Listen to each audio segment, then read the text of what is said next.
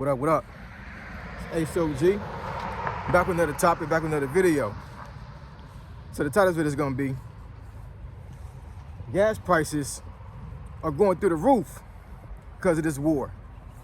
So we're gonna talk about it. So admin notes, thanks again to all the subscribers that have subscribed to my channel.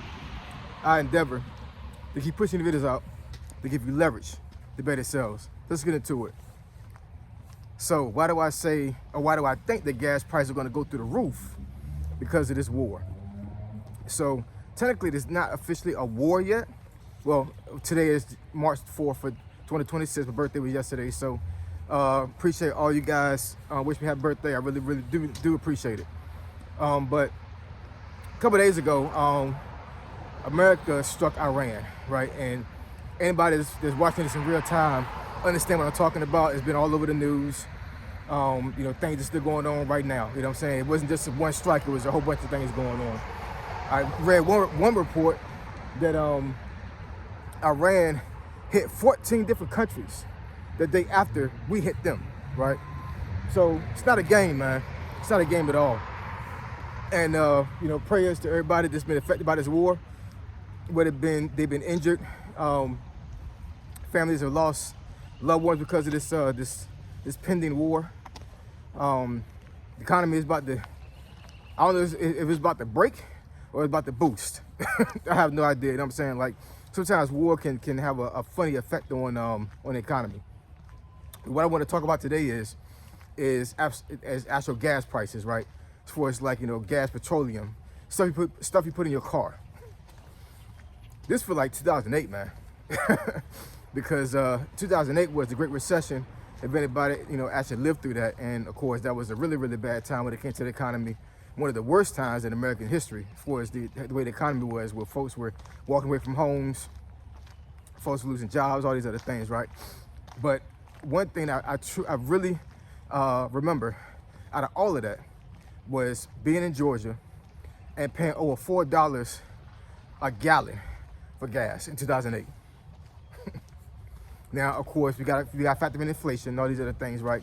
But just imagine, y'all young folks out there that don't remember this or whatever, just imagine paying $4.50 a gallon for gas in 2008 in Georgia. You know, one of the cheapest areas you can probably get anything, because the South is always going to be a lot cheaper than the North, right? So, yeah, it was crazy, man. It was absolutely insane. And I had a gas guzzler. I had a Dodge Caravan that I had bought when I was in Virginia. Man, I was spending on average $60 every time I filled my tank up, man. I never filled it up all the way. It was always like either a little over half or right at half, because you know, I had to like stretch stuff out until the next payday, man. It was crazy. But because we are messing around in the Middle East right now, of course, a lot of the oil that's used around the world comes from the Middle East, right? So I've seen reports right now where, like, you know, they're raising barrel prices for gas, for petroleum gas. I think I read one report that they're talking about it might go to $100 a barrel. Yo, if it goes to $100 a barrel, man, we in trouble. We are in trouble. And I haven't got gas for my vehicle for the last, I think, 2 days. Because we haven't really driven anywhere too much in the last couple of days or whatever. But I'm gonna have to probably gas up today, and I'm gonna see these prices, and I think these prices are gonna be kind of crazy, man. You know what I'm saying? Thank God for a job. Thank God for passive income. But for the folks that actually are out there just struggling already for you know, to make ends meet, these gas prices not gonna be pretty, man. Not gonna be pretty at all. And you know, who knows how long this thing gonna last? Hopefully it doesn't last long. Hopefully this thing gets resolved really quickly. Do I think that this is going to be another Iraq or Afghanistan? No, I don't think so, right? I do think the violence when it comes to like being rocketed, you know, for like these countries, that may be kind of crazy. But I don't think it's going to be like thousands of troops to boots on the ground. You know what I'm saying? Like doing stuff like we did, you know, what war ended about 2021. For like 20 years we was doing that. I don't think that's gonna happen. Hopefully it doesn't, you know what I'm saying? Like I don't know the future, but hopefully it doesn't happen. But Man, we just came off of gas prices being like over $3 sometime last year. That was one of the things that the Trump administration was campaigning on, was lowering gas prices. At one point, they did lower. I remember clearly over the last couple months or whatever, gas was going down to, $2.50, $2.20. Some of the discounts I get from the local giant up here, and I buy groceries all the time over there. I was getting like 10 cents off a gallon when gas was like 225. I wish it was 125. Man, we're never gonna see that again.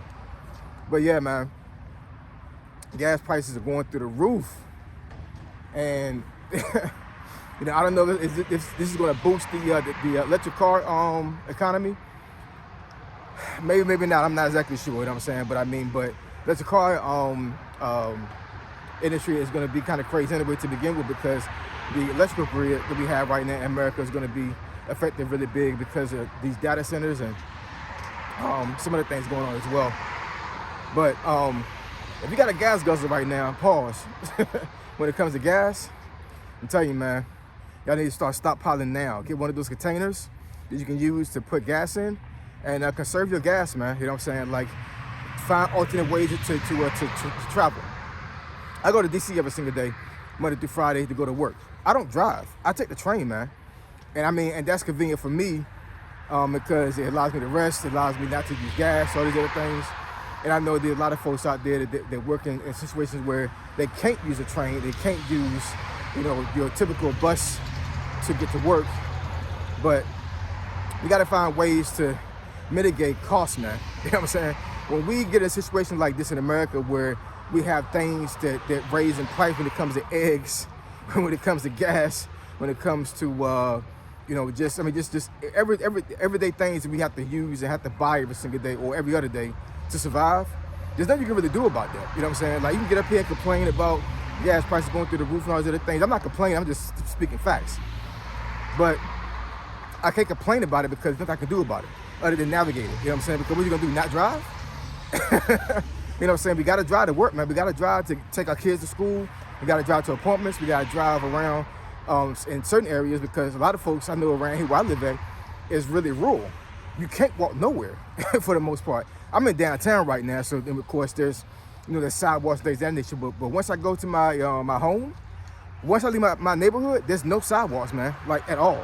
I can't walk nowhere. The next sidewalk area from my home, from my neighborhood, is like damn near half a mile away from my house. So if I was to leave my neighborhood, I'll be walking in the middle of the street to get somewhere. So where you're living at right now in America, you may not have a way to walk certain places or bike certain places. So you got to drive. So it's like a thing, like, you know what I'm saying? Like, your hand is being forced to pay more money, but you really don't have any choice, because what you gonna do? Just not drive? It's not practical at all. You know what I'm saying? So we just gotta watch ourselves, man. But there's always a way to mitigate costs when it comes to things that happens like this in life. Because let's say that you are forced to pay a lot more for gas. But guess what? If you have to pay more for gas, then you need to lower your costs for other things, right? You can mitigate costs in any way you do your budget. Just allocate some things over on your budget spreadsheet. Increase the amount of money you put to the side for your gas, and take away from some things. You may not be able to get that drink after work sometimes. You may not be able to get that cigar. I'm just talking to myself, right? You know what I'm saying? You may not be able to get, I don't know, a glass of a juice or something, whatever, from the local store when you walk into work. You know what I'm saying? Like, you have to mitigate costs, man. You have to. You can't stop complaining about stuff you can't fix, man. Don't do it. You're gonna psych yourself out, whatever, and what you're gonna do is you're not gonna budget right, and you're gonna keep your expenses the way they are right now, and you're not gonna take away from things you should be taking away from, and you're gonna mess around and put yourself in a broke situation because you're paying more for gas. If you got a job right now, and you got a budget, which everybody should have, there's a way for you to mitigate your costs when it comes to gas. If you're normally paying $2.50 for gas, and now you might pay, Lord forbid, $4.50, right? Once again, take away stuff that you pay for normally that may be a want instead of a need, and allocate that cost to your gas. That's how responsible people that have money do, man. You know what I'm saying? We don't complain about stuff, we just make shit happen. Anyway, drop some comments, conversation, let me know what y'all think. Yeah, man. Hopefully this thing don't last long, because war is not pretty, man. It really isn't. And hopefully things get resolved very quickly. But in the meantime, these gas prices are gonna be crazy. So do what you gotta do to make sure it doesn't affect you in a very negative way. So I appreciate y'all. I love y'all. I'll catch y'all in the next video.